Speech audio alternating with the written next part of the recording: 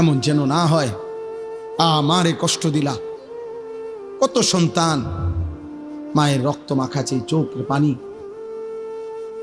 আজকে মা তার একটা নিঃশ্বাস, কোন মা যদি একবার দীর্ঘশ্বাস ফেলে, সন্তান তুই আমারে কি করলি, একবার বাপ যদি এটা বলে ফেলে, খোদার কসম আল্লাহর আরশ গিয়া ধাক্কা লাগবে। আর আল্লাহ বলছে, নবী বলছে, আল্লাহ সব পাপের শাস্তি সহ্য করতে পারে।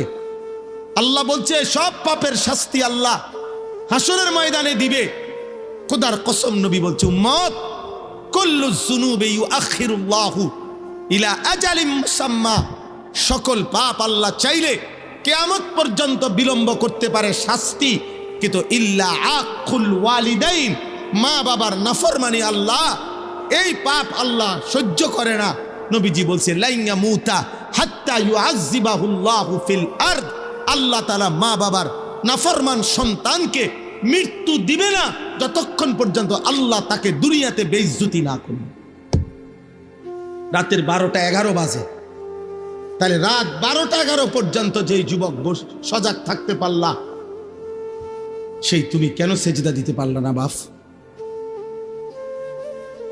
বলো না আব্বা, কেমনে ঘুমাইবা এখন? সারাদিন মোবাইলে হয়তো নারী দেখছো, ছবি দেখছো, অশ্লীল দৃশ্য দেখছো। সারাদিনে যারা পেশাব করে হয়তো পানি নাও নাই, টয়লেট পেপার ব্যবহার করো না, শরীরও নাপাক, আর এই অশ্লীল নারীর ছবি দেখলে হারাম বীর্যপাত হয়, এ কারণেও শরীর নাপাক।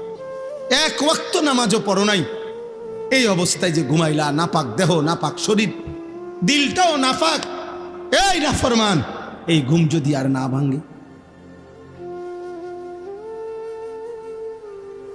এই রাত যদি আর ভোর না হয়, হ্যাঁ